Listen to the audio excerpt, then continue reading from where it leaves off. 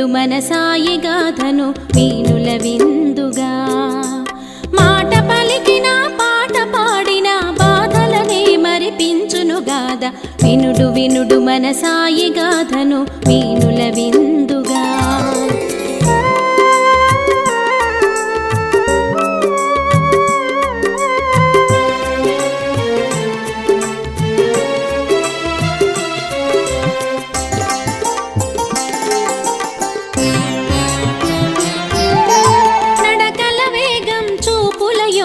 చేత చేతలో చేయుత క్షేమం